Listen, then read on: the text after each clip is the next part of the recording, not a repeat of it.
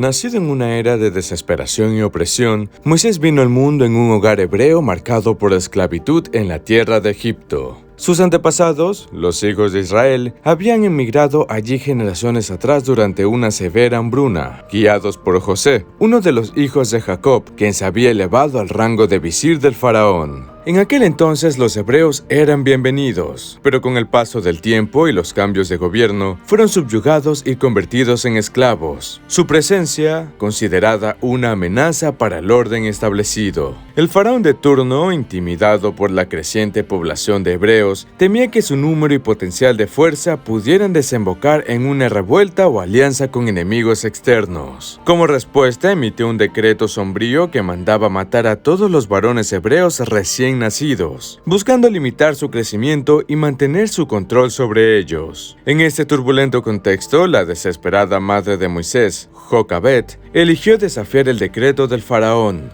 En un intento desesperado por salvar a su hijo, lo colocó en un cesto tejido y lo dejó flotar en las aguas del río Nilo, orando para que su destino fuera más benigno que el faraón había decretado. Y así fue. En un irónico giro del destino, el cesto flotante capturó la atención de la propia hija del faraón. Movida por compasión, rescató al bebé y lo crió como si fuera su propio hijo. En las intrigantes dinámicas de la corte egipcia, Moisés fue criado junto a Ramsés, el príncipe heredero. Los dos niños crecieron juntos, forjando una amistad que, con el paso del tiempo, se convertiría en un complejo nudo de afecto, lealtad, conflicto y desafío, dando forma a uno de los episodios más significativos de la historia bíblica. Pasaron los años y Moisés creció en la opulencia de la corte egipcia, luchando internamente con su doble identidad. Un día, al presenciar un capataz egipcio golpeando a un esclavo hebreo, Moisés, atormentado por la injusticia, lo mató y enterró su cuerpo en la arena. Su secreto fue revelado, y temiendo la retribución del faraón, huyó a la tierra de Madián. En el aislamiento de su exilio en Madián, Moisés encontró la serenidad de una vida sencilla, lejos del esplendor y la agitación de la corte egipcia. Casado con Séfora, la hija del sacerdote Jetro, se convirtió en pastor, vigilando rebaños en las vastas y ásperas extensiones del desierto. Pero la tranquilidad de su existencia sería trastocada por un encuentro que marcaría su destino y el de todo un pueblo. Un día, mientras Moisés conducía su rebaño a través del desierto, notó algo insólito, una zarza que ardía, pero no se consumía.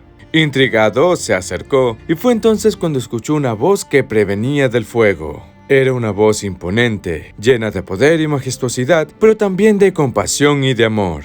Era la voz de Dios. Dios habló a Moisés desde el corazón de las llamas inmortales. Le habló de su dolor al ver sufrir a su pueblo, de su deseo de liberar a los hebreos de la esclavitud. Y para cumplir esta promesa, Dios tenía una tarea para Moisés. Él debía regresar a Egipto y exigir al faraón la liberación de los hebreos. Moisés, lleno de temor y asombro, cuestionó su idoneidad para tal tarea. Era un fugitivo, un pastor, no un líder ni un orador. Pero Dios le aseguró que no estaría solo. Él estaría con Moisés, le daría las palabras y la fuerza que necesitaba. Con un corazón pesado, pero lleno de determinación, Moisés decidió seguir el llamado de Dios. Regresó a Egipto, no como el príncipe que había sido, sino como el portador de la voluntad divina. Su reencuentro con Ramsés, su hermano de crianza, ahora convertido en el faraón, estuvo lleno de tensiones latentes y emociones no expresadas. Pero a pesar de los recuerdos y los afectos pasados, la misión de Moisés estaba clara: liberar a su pueblo de la esclavitud sin importar el costo. Moisés y Aarón, convertidos en mensajeros de Dios, se enfrentaron al faraón en una serie de desafíos que marcaron una de las épocas más oscuras en la historia de Egipto. A cada rechazo de Ramsés a liberar a los hebreos, le seguía una plaga, anunciada por Moisés y Aarón y ejecutada por la mano de Dios. La primera plaga transformó las aguas del río Nilo en sangre. El río, una arteria vital de Egipto, se convirtió en un torrente de muerte que contaminó todo a su paso. A pesar del terror y la incredulidad que llenaron su corazón, Ramsés, orgulloso y obstinado, se negó a ceder. Las plagas continuaron, cada una más terrible que la anterior. Ranas, piojos, granizo, langostas y oscuridad. Cada plaga dejaba a Egipto más debilitado. y con cada devastación, el espíritu de Ramsés se quebraba un poco más. Pero aún así se aferraba a su orgullo y se negaba a liberar a los hebreos. Mientras tanto, Moisés observaba la destrucción de Egipto con un corazón pesado. Aunque estaba firmemente comprometido con su misión divina, no podía evitar sentir una profunda tristeza por el sufrimiento que sus acciones estaban causando a su antiguo pueblo. Entonces llegó la orden de la 10ª y última plaga, la muerte de los primogénitos egipcios. A pesar de ser la voluntad de Dios, Moisés se sintió atormentado por la perspectiva de tanta muerte y sufrimiento. Sin embargo, sabía que era necesario para liberar a su pueblo. Así, en una noche oscura y llena de lamentos, la última plaga cayó sobre Egipto y no hubo hogar que no llorara la pérdida de un hijo.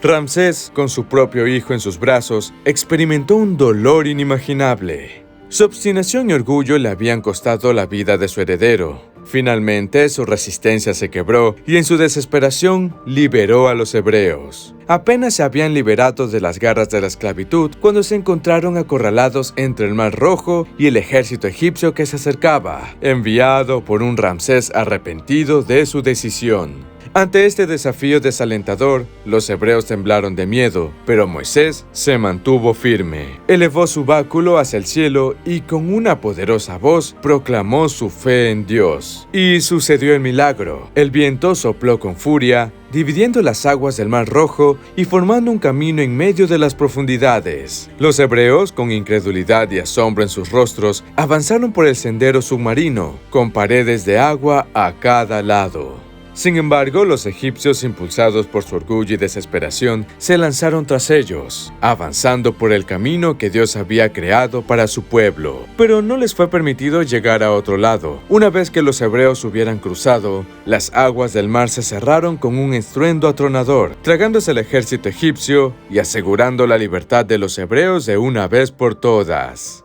Una vez en el desierto, Dios tenía un nuevo pacto para entregar a su pueblo. Llamó a Moisés al monte Sinaí, donde le entregó las tablas de la ley, inscritas con los 10 mandamientos. Estas reglas serían la base de la nueva vida de los hebreos, una guía moral y espiritual para llevar una vida en línea con la voluntad de Dios. Sin embargo, mientras Moisés estaba en el monte, su ausencia prolongada causó inquietud entre los hebreos. En su incertidumbre y miedo, cayeron en la idolatría, creando un becerro de oro para adorar. Moisés, al bajar del monte y ver a su pueblo entregado a la adoración de un falso dios, sintió un profundo desengaño. En su ira rompió las tablas y castigó a los idólatras, recordándoles el primer mandamiento: no tendrás dioses ajenos delante de mí.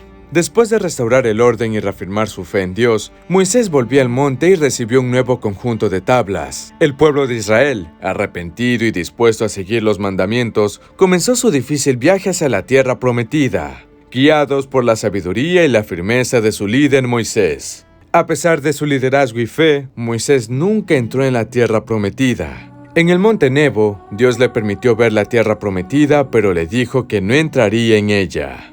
En su último acto de servicio, Moisés preparó a su sucesor, llamado Josué, y luego de eso murió, dejando a su pueblo en el umbral de la tierra que había soñado durante tanto tiempo. A lo largo de su vida, Moisés pasó de ser un niño en peligro a un príncipe egipcio, luego a un fugitivo y finalmente a un líder y profeta. A pesar de sus luchas y pruebas, su fe y determinación permanecieron inquebrantables, forjando un legado que resuena a través de los siglos.